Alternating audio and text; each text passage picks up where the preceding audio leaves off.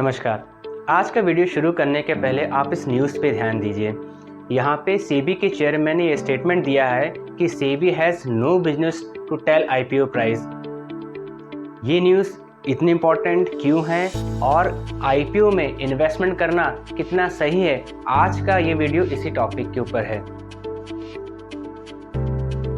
देखिए, सेबी ने स्टेटमेंट दिया है कि we are not in business to decide IPO prices, और इसके साथ में उन्होंने ये भी कहा कि जो आईपीओ के प्राइस कंपनी लेके आ रही हैं उनके लिए ज़रूरी है कि वो प्रॉपर डिस्क्लोज़र दें कि जो आईपीओ के प्राइस वो लोग डिसाइड कर रही हैं वो कितने जस्टिफाइड हैं। आपने देखा होगा लास्ट ईयर आईपीओ की बाढ़ से आ गई थी, कई सारे आईपीओज आए, उनमें से कुछ आईपीओज तो उन कंपनियों के थे जो काफ़ी पुरानी हैं और कुछ आईपीओ उन कंपनियों के भी थे जो अभी कुछ साल पहले ही बनी हैं, कुछ साल पहले ही फॉर्म हुई हैं। इनमें से कई कंपनियों के साथ में दो बातें कॉमन थी।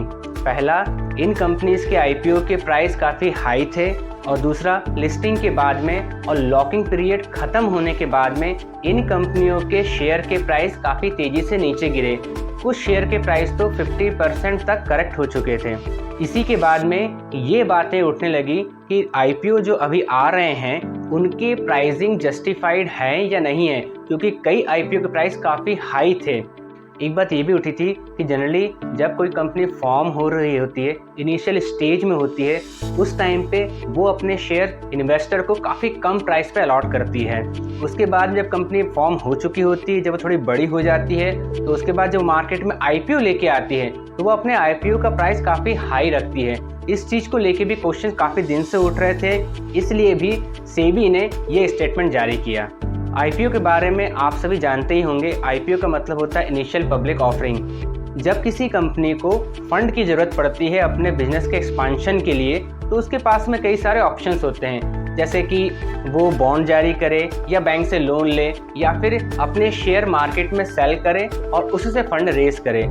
उसी को हम आईपीओ कहते हैं, इनिशियल पब्लिक ऑफरिंग। ये प्राइमरी मार्केट होता है, और किसी कंपनी के लिस्टेड होने के बाद में, आईपीओ के लिस्टेड होने के बाद में जब हम कोई शेयर्स लेते हैं, ट्रेडिंग उसमें करते हैं, तो वो सेकेंडरी मार्केट कहलाता है।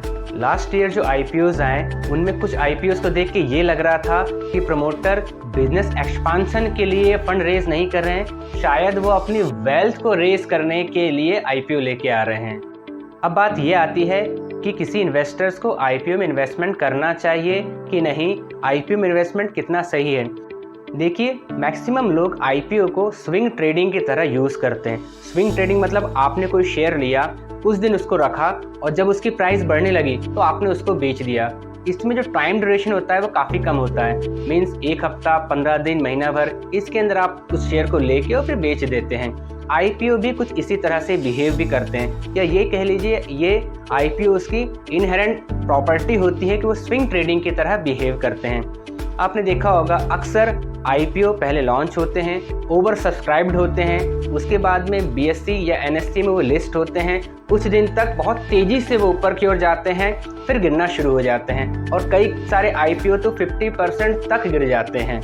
आईपीओ का प्राइस कंपनी पहले ही डिसाइड कर चुकी होती है, तो आपके पास में कोई ऑप्शन नहीं रहता, या तो आप आईपीओ में इन्वेस्टमेंट करें या फिर ना करें। एक बात ये भी है कि आईपीओ का प्राइस फेयर है या नहीं है, इसके लिए आपके पास में उतना डेटा नहीं होता एनालिसिस के लिए जितना डेटा आपके पास में ऑलरेडी लिस्टेड कंपनियों का होता है। कहने का मतलब ये कि जो भी कंपनी बीएससी, एनएससी या किसी स्टॉक एक्सचेंज में लिस्टेड है पिछले 5-10 सालों से, उसका काफ़ी सारा डेटा अवेलेबल होता है टेक्निकल एनालिसिस के लिए, फंडामेंटल एनालिसिस के लिए, जिसकी बेस पे आप डिसाइड कर सकते हैं कि उसका प्राइस फेयर है या नहीं, आपको उसमें इन्वेस्टमेंट करना चाहिए कि नहीं, उसका फ्यूचर क्या है और उसका पास्ट क्या था। आईपीओ के साथ में एक बात ये भी होती है कि वो स्टॉक मार्केट से मनी को शक करते हैं। जनरली लोग इन्वेस्टेड शेयर से ही पैसा निकाल के आईपीओ में लगाते हैं, इसलिए कहा जाता है कि आईपीओ जो है वो मार्केट से मनी शक करते हैं। इसलिए किसी भी आईपीओ में इन्वेस्टमेंट करने के पहले आप प्रमोटर्स का इंटरव्यू देखिए, उसके बारे में न्यूज़ पढ़ने की कोशिश करिए, उसके बारे में जितना डेटा आप कलेक्ट कर सकते हो उतना डेटा कलेक्ट करिए, उसके स्टडी करिए, उसके बाद डिसाइड करिए कि आपको इस आईपीओ में इन्वेस्टमेंट करना है कि नहीं। इस आईपीओ को आपको स्विंग ट्रेडिंग के जैसे यूज़ करना है या फिर लॉन्ग टर्म का आपका व्यू है। आज की वीडियो के लिए बस इतना ही। अगर आपको ये वीडियो पसंद आया हो तो इसे लाइक करिए, शेयर करिए और हमारे चैनल को सब्सक्राइब करिए। नमस्कार।